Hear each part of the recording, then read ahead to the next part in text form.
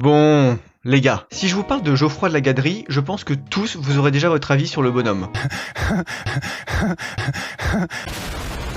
Ce gonze, en plus d'avoir le rire le plus agaçant de France, une opinion explosée du fiac sur les intellectuels de droite. Personne ne peut citer un philosophe, intellectuel, sociologue de droite. Ça n'existe pas. Comment tu définirais alors, par exemple, un type comme Bernanos ou Schmitt ou Spengler qui est très à la mode dans une certaine droite?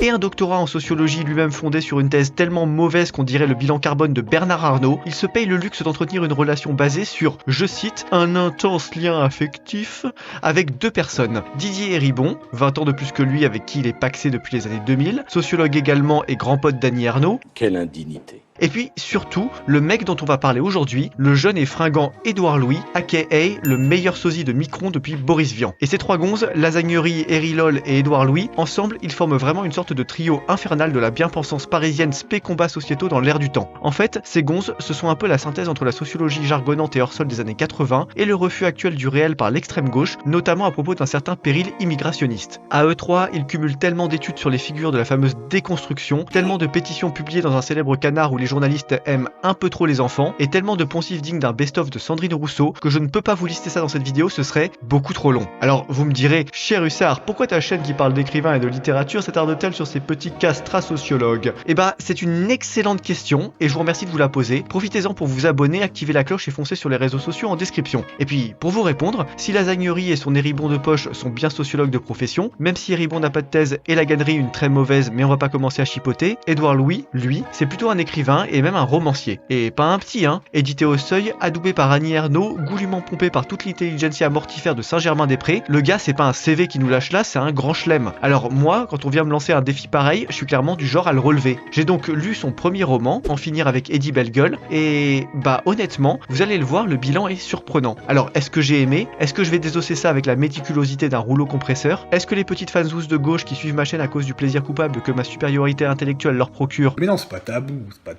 vont se remettre de cet épisode? Et bah on voit ça ensemble dès maintenant. Vous êtes sur la chaîne du Hussard, vous avez fait un tour en description pour visiter La Giberne, la maison d'édition fondée par votre serviteur, dont Pays Réel, le premier livre publié, est un énorme banger. Vous l'avez acheté parce que vous êtes des gens bien, et en attendant votre colis, on jacte d'Édouard Louis et de son roman, Allez-y, générique.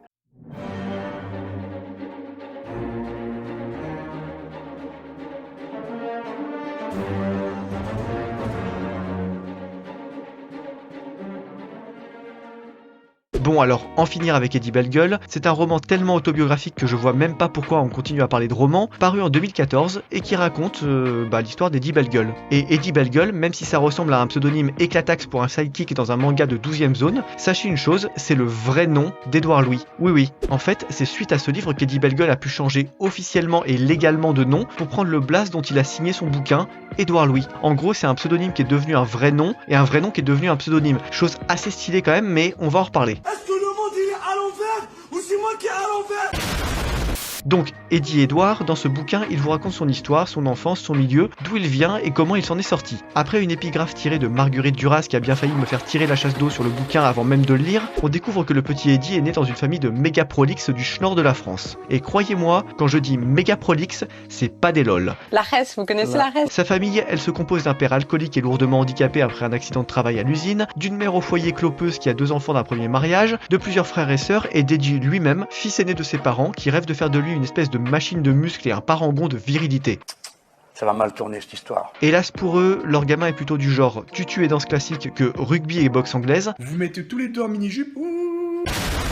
ce qui plonge le père dans les pires états de perplexité, jusqu'à lui faire honte de sa progéniture qu'il trouve, je cite, efféminée. Au fil des pages, on découvre donc par petites touches successives ce milieu où la virilité sans nuance règne en maître, où l'alcoolisme est la norme, où les femmes finissent au mieux caissières, au pire clochardes, et où les hommes arrêtent l'école à 14 ans pour s'épuiser à l'usine jusqu'à crever à 50 balais, le corps dans le même état que l'hôpital public censé les rafistoler. On peut en parler, on va rigoler. Hein. Oui, c'est pas la joie. Et attendez, on n'est pas au bout de nos peines. Le livre se divise en 2 parties, Picardie, puis l'échec et la fuite. Dans la première première partie, Eddie Edward nous dépeint son milieu, ses cruautés, ses privations, ses galères et toutes les petites brimades qui accompagnent son quotidien. Par exemple, il raconte comment son père pêchait des poissons dans la rivière locale et qu'en fin de mois, c'est parfois tout ce que sa famille avait à manger parce que, spoilers, le compte en banque paternel était à sec. Et à l'école, pour le petit Eddie, les choses ne se passent pas beaucoup mieux. Déjà parce qu'il galère à travailler et à faire ses devoirs dans une maison qui ne le pousse pas du tout en avant, et puis ensuite parce qu'il est victime d'un harcèlement scolaire plutôt vénère et particulièrement tenace par 2 golemons qui lui concassent la fif tous les matins. Et vous croyez que c'est fini? Pas du tout.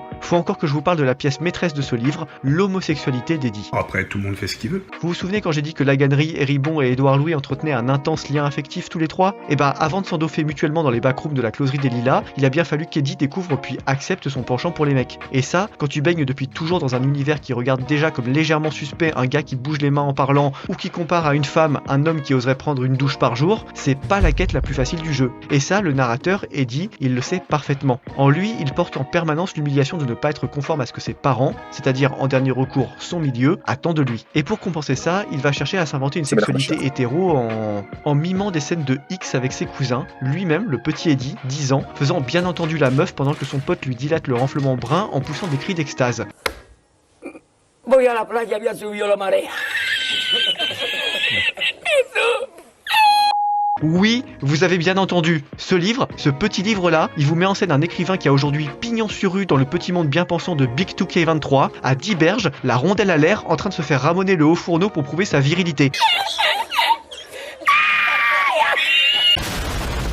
Je sais pas quoi ajouter, ça me laisse complètement pantois. J'ai l'impression que ce livre me vole mon travail et m'empêche de faire mes blagues tranquilles. Jusque-là, c'est allé, mes amis, jusque-là. Alors évidemment, sa mère finit par découvrir ce petit manège et c'est l'archouma total pour Eddie l'homosexuel notoire. Je sais pas si vous imaginez le séisme 63/10 sur l'échelle de Villejuif dont je vous habla ici. Alors pour se racheter une dignité, Eddie va s'efforcer de se trouver une petite copine. Bonne nouvelle, il est beau gosse. Mauvaise nouvelle, il a beau rouler des galoches et se frotter à des oulettes pas farouches, il ressent à peu près autant d'excitation en faisant ça qu'un homme normalement constitué à la vue d'Elisabeth Borne en porte-jartel. C'est donc un échec critique et la seule nuit qu'il passe avec une nana, Eddie s'efforce en vain de s'imaginer des trucs cochons avec des gonzes pour hisser la voile pendant que la nana lui illustre sans succès son popole rabougri. Quelle humiliation! Nous sommes humiliés! C'est donc là, dans la seconde partie du récit, après l'échec, que va venir la fuite. Grâce à son option théâtre au bahut, Eddie va batailler et finalement réussir à rentrer en internat en seconde au lycée d'Amiens, dans un milieu moins claqué du fessier que sa famille de base, et là, il va enfin découvrir des garçons qui se parlent sans lâcher des rots et des caisses à chaque phrase pour prouver que ce sont de gros bons hommes, et des professeurs un petit peu plus évolués que les espèces d'éducateurs communistes spéquois-coubés qu'on colle aujourd'hui dans les territoires perdus de la République. Et la suite, vous la connaissez. Eddie Bellegueule va rencontrer les deux affreux, et ensemble, ils vont mettre la main sur une partie du débat intellectuel et universitaire, avec une grande malveillance que n'égale que leur absence de diplôme et de légitimité à profiter des subsides de l'université. Non, parce qu'on parle quand même de gens qui veulent détruire la famille. La famille, c'est donc, à vos yeux, Geoffroy de Laganerie, conservateur, égoïste. Oui, la famille est un mode de vie répressif. Un tantinou loin. Non, mais c'est montré sociologiquement. Le simple fait de se mettre en couple divise par 5 la fréquentation et le nombre de sorties. Ouais, mais c'est pas toi qui décide! Accueillir les migrants par pack d'1 million et noyer les violences du Bataclan sous des torrents de mots qui empêchent de comprendre une réalité simple. Les gens en ont plein le cul des Arabes!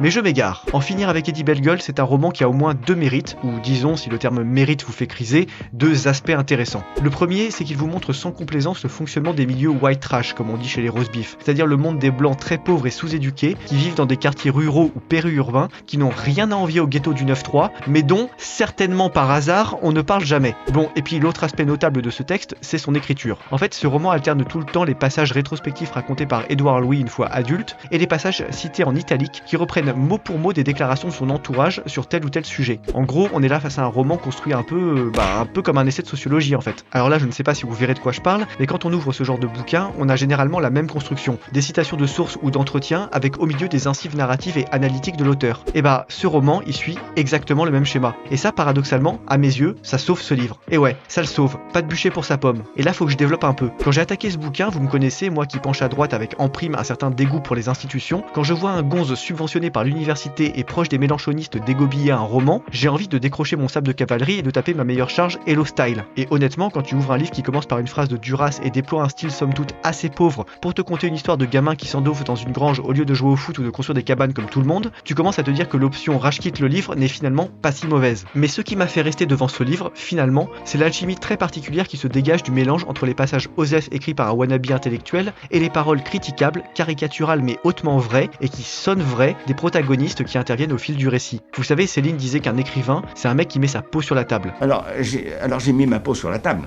Parce que n'oubliez pas une chose, c'est que la vraie inspiratrice, c'est la mort. Si vous ne mettez pas votre peau sur la table, vous n'avez rien. Il faut payer.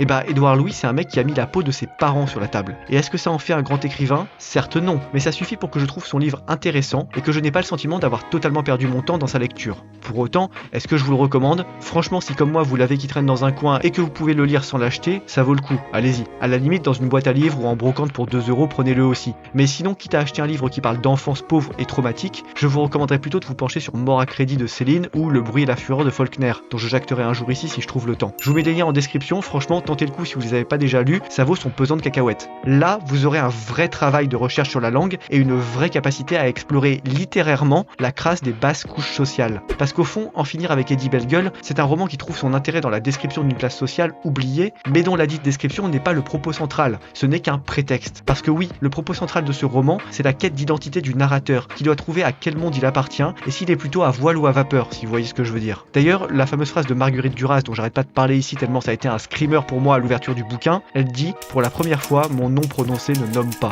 Et ce qu'il faut comprendre derrière ce charabia alcoolique que j'avais déjà déconstruit au marteau plus burin dans l'épisode sur la pitié de la Vologne, c'est que le nom d'Eddie Bellegueule, après ce roman, il ne désignera plus Édouard Louis, et il ne désignera d'ailleurs plus rien. Et c'est ça finalement le propos de ce livre, raconter sa jeunesse pour l'exorciser et s'en débarrasser, pour rejeter le monde dans lequel l'auteur est né et dont il ne veut plus faire partie. Et ça honnêtement, j'imagine que ça a son intérêt, mais c'est quand même vachement moins universel et captivant que l'analyse au vitriol d'une classe sociale que tous les politiciens délaissent. Mais quelque part, je vais vous dire, heureusement qu'Édouard Louis n'a pas cherché à faire de l'analyse de sa classe sociale son propos de base dans ce bouquin. Parce que vous savez quoi? Il l'a fait dans un autre de ses bouquins, Qui a tué mon père, que j'ai lu aussi, certainement à cause de mon côté bousier qui me fait toujours exploiter les filons de caca jusqu'au bout. Bon, alors premier constat bien trivial, Qui a tué mon père, c'est un petit texte bien plus court qu'En finir avec Eddie Bellegueule, ce qui veut quand même dire en creux qu'Édouard Louis a moins à dire sur toute sa famille et le monde qu'il a connu pendant les 15 premières années de sa vie que sur ses problèmes d'identité et de Trouffignac à l'adolescence, mais bon, passons, c'est sûrement un détail. Donc c'est compliqué, c'est compliqué. Dans ce bouquin, notre gon s'attarde à analyser la figure de son père à travers le peu de choses qu'il sait de sa pomme, majoritairement racontées par sa mère, qui s'est entre-temps séparée de lui. On apprend donc que le bougre est lourdement handicapé, qu'il a vécu un temps loin du village, qu'il a travaillé à l'usine, qu'il aimait bien se parfumer étant jeune, et que la fin de sa vie ressemble à une pénible agonie de 15 balais, alors que le mec n'a pas 60 ans.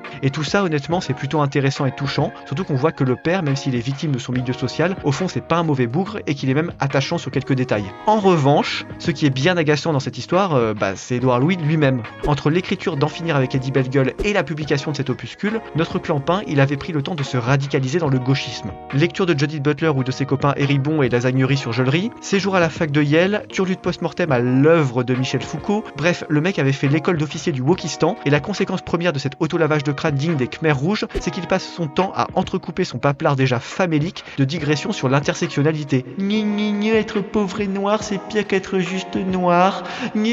Avoir un raisonnement logique et une bonne gestion de l'argent, c'est de la violence de classe bourgeoise. Mais qu'est-ce que tu me baragouines, sale fils de...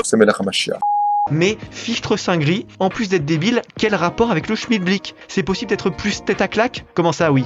Mais attends, il a fait quoi, Édouard Louis? Quoi? Ah mais oui, mais c'est vrai. Attendez, il faut que je vous raconte ça. En gros, vers la fin du récit, il vous vend l'idée que son daron, tout décrépit et accablé par la vie qu'il soit, il a réussi, grâce à l'aide providentielle et miraculeuse de son fils, à se débarrasser de certains préjugés à l'endroit des homosexuels. Donc oui, vous ne rêvez pas. Le petit Édouard Louis, non content d'avoir renié jusqu'au nom de famille que son père lui a transmis, et qui claque en vrai, parce que Bellegueule c'est stylax, on va pas se mentir, il se pose là comme le petit instructeur bolchevique qui rééduque ses propres parents et vérifie qu'ils ont bien abjuré leurs anciennes pensées. Mais on est où là? Non mais, sans rire, on est où? Quelqu'un peut m'indiquer le chemin du respect le plus proche, s'il vous plaît? Je suis en manque là. Donc, pour résumer, Édouard Eddy, c'est le petit gars qui avait tiré les mauvaises cartes à la naissance, qui a réussi à s'en sortir quasiment sur un malentendu. Oublie que t'as aucune chance, vas-y fonce. On sait jamais, sur un malentendu ça peut marcher. Qui a fait de grandes études, tout ça pour retomber dans un autre environnement fermé et bardé de préjugés, celui du petit cercle de la rue d'Ulm, centré autour des aptères Laganerie et Héribon. Et pour tout vous dire, j'ai moins envie de me moquer de cette situation que de la trouver déprimante, parce qu'autrefois, quand un type de gauche se sortait de son milieu par le travail et l'école, c'était Charles Péguy ou Henri Guillemin, et franchement, ça avait une autre gueule. Alors lisez de bons livres, honorez la mémoire des grands auteurs et laissez Eddy finir sa crise d'adolescence tardive. Un jour, peut-être, il sera un vrai écrivain.